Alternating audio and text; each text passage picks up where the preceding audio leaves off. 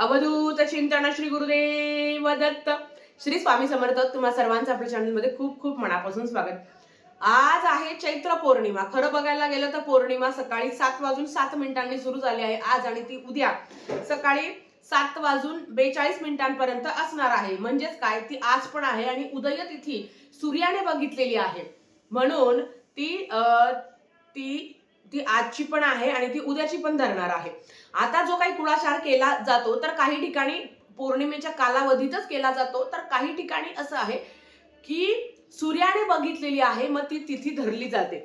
आता बऱ्याच गावात चैत्र पौर्णिमा उद्या साजरी होणार आहे आणि काही ठिकाणी आज साजरी होणार आहे. जो काही कुळाचार आहे, ज्यांना काही कारणांनी आज सेवा करणं, आज जे काही सत्यनारायण करणं शक्य होत नाही, त्यांनी उद्याही करू शकता, कारण उद्या 7:45 वाजता पौर्णिमा संपते सकाळी, पण ती उदय तिथीनुसार ती सूर्याने बघितलेली आहे, म्हणून ती उद्या सुद्धा ग्राह्य धरली जाते.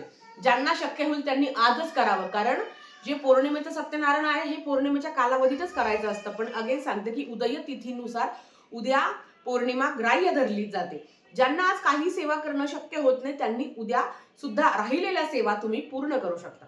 ज्यांना आज मासिक धर्माचा 14 दिवस असेल तर त्या उद्याही सेवा कंटिन्यू करू शकता, किंवा ज्यांचं सुतक आज संपणार आहे त्यांनी उद्याही सेवा केली तरी हरकत नाही. आता सॉरी, उद्या आहे हनुमान जन्मोत्सव.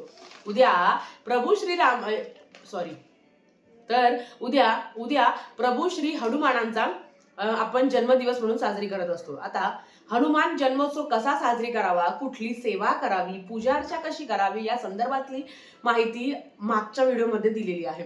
आज काही छोटे छोटे पण तेवढेच प्रभावी उपाय आपण बघणार आहोत. सगळ्यात आधी पौर्णिमेचा उपवास तुम्ही आज करावा, ज्यांना नाही शक्य होत त्यांनी उद्या करावा. आणि बरेच लोक हनुमान जन्मोत्सवचा सुद्धा उपवास धरतात, तर मग ते जर तुम्ही तो धरत असेल मग तो सुद्धा तुम्ही आजच धरावा. आता ज्यांना नाही शक्य होत, किंवा ताई आज आम्हाला माहिती नव्हतं तर आम्ही किंवा आमच्याकडे उद्याच पौर्णिमा साजरी केली आहे, तर तुम्ही तो उद्या धरला उपवास तरी चालेल. आता ज्या पद्धतीने प्रभू श्रीरामांना मारुतीरायाची सेवा प्रिय आहे, त्याच पद्धतीने मारुतीरायाला सुद्धा प्रभू श्रीरामांची सेवा प्रिय आहे. कर्जमुक्तीसाठी एक उपाय. आता कर्जमुक्ती म्हणजे काय, घरात फक्त उपाय करायचे, सेवा करायची आणि कष्ट करायचे नाही, अशांची कधीच कर्जमुक्ती होत नाही. जो प्रामाणिकपणे कष्ट करत असतो त्याच्या पाठीमागे परमेश्वर असतोच, निर्गुण स्वरूपात त्याला नेहमी मदत करत असतो. आता काय करायचं आहे, 11 पिंपळाची पानं घ्यायची आहे. आपण पिंपळाच्या झाडाखाली गेले तर भरपूर अशी पानं खाली पडलेली असतात. झाडाची पानं तोडायची नाही, तुम्हाला सांगते. उद्या पिंपळाच्या झाडाची पानं तोडायची नाही आहे. जे खाली असतील ते उचला, व्यवस्थित बघा, चिरलेलं किंवा कट झालेलं असं पान घेऊ नका. आधीच सांगते, एखादं पान जरी तोडायचं असतं तर त्या झाडाला विनंती करायची असते की मी ह्या कार्यासाठी तुझं पान, तुझं फूल मी तोडत आहे, अशी विनंती करायची असते. नंतर त्याचा वापर आपण करू शकतो, पण पान तोडू नका. पिंपळाचं पान तुम्ही तोडू नका. जे तुम्हाला खाली भेटेल ते तुम्ही पान घ्या, ते घरी आणायचं. हा उपाय तुम्हाला उद्या करायचा आहे. ते पान घ्यायचं, तुम्ही घरी आणायचं, ते स्वच्छ धुवायचं, ते पान स्वच्छ धुवायचं किंवा चांगल्या कपड्याने ते क्लीन करायचं, आणि प्रत्येक पानावर श्रीराम श्रीराम असं नाव तुम्हाला लिहायचं आहे.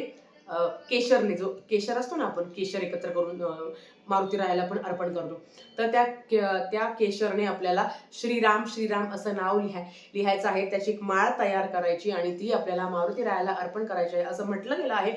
हा उपाय करून ज्या काही आर्थिक अडचणी आहे किंवा जो काही तुम्ही प्रयत्न करत आहात त्या प्रयत्नांना नशिबाची साथ मिळण्यास मदत होते. नक्कीच हा उपाय ज्यांना शक्य असेल त्यांनी आवर्जून करावा. ताई, महिला हा उपाय करू शकता का? आता बऱ्याच ठिकाणी मंदिरात महिला जात नाही, काही ठिकाणी जाता. तुम्ही हा उपाय तुमच्या देवघरात करावा आणि ती माळ घेऊन तुमच्या घरातले मुलं असतील, तुमचे पती असेल, त्यांना सांगावी की जाऊन अर्पण करावी. त्यांनी स्वतःनी केली तर अतिशय उत्तम, नक्कीच करू शकता. आता समजा मला कर्जमुक्ती पाहिजे आहे किंवा माझ्या जे काही अडचणी आहेत त्या कमी व्हाव्या, तर तुम्ही स्वतः वैयक्तिक केला उपाय तर नक्कीच चांगला आहे. तुम्ही दिवसभरात उद्या कधीही हा उपाय करू शकता. आता असं म्हटलं गेलं आहे की चमेलीचं तेल आणि शेंदूर मारुतीरायाला जर तुम्ही अर्पण केलं तर शनीची महादशा, साडेसाती, पणवती काही असेल तर ती कमी होण्यास मदत होते. शेंदूर मारुतीरायाला अर्पण करायचं असतं. आजकाल मंदिरात शेंदूर लावू पण देत नाही. तुम्ही तुमच्या यथाशक्ती तुम्ही कोरडा शेंदूर जरी तिथे नेला, त्यांच्या चरणांजवळ ठेवला, म्हणजे मुलांनी हे कार्य केलं, जाताना तेल घेऊन जावं आणि जो काही कोरडा शेंदूर आहे त्यांच्या चरणांजवळ ठेवावं आणि प्रार्थना करावी की जी काही शनी महाराजांची साडेसाती पणवती असेल तर ती कमी होण्यास मदत होते, अशी तुम्हाला प्रार्थना करायची आहे. आता या दिवशी केशरयुक्त ह्या दिवशी आपल्याला नारंगी रंगाचं दान करायचं असतं. मग तुम्ही नारंगी रंगाची मिठाई तुम्ही अर्पण करू शकता. मग ते मोतीचूरचे लाडू वगैरे असतात ते तुम्ही प्रसाद म्हणून दान करू शकता. दान धर्म सुद्धा हा दिवस दान धर्म करण्यासाठी तेवढाच महत्त्वाचा मानला गेला आहे. म्हणून सांगते की नारंगी कलरची मिठाई तुम्ही अर्पण करू शकता. त्याच्याच बरोबर एक महत्त्वाचं येतं की असं म्हणतात की गुळ आणि फुटाणे याचा नैवेद्य पण तुम्ही अर्पण करू शकता. गुळ किंवा फुटाणे, गुळ फुटाणे एकत्र करून तुम्ही मारुती रायाच्या मंदिरात जाऊन अर्पण करावी, प्रार्थना करावी की आयुष्यातले जे काही संकट आहे, कष्ट आहे ते कमी होण्यास तुमचा आशीर्वाद आम्हाला लाभू दे. आपण जर तुम्हाला वेळ असेल तर तुम्ही उद्या सुंदरकांड यांचं तुम्ही पाठ करू शकता. हनुमान चालीसाचं जास्तीत जास्त तुम्हाला उद्या पठण करायचं आहे.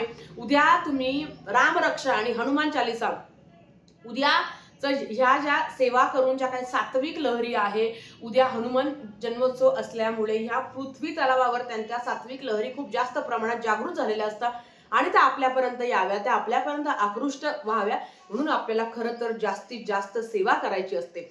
जसं जमेल तसं करावं. आता ज्यांना आज सत्यनारायण करणं शक्य होत नाही त्यांनी उद्याही करू शकता किंवा ज्यांना ताई मला पौर्णिमेचा उपवास आहे, 11 गुरुवार पण आहे, मग मी काय करू शकते, तर आता पौर्णिमेचा पण उपवास असेल आणि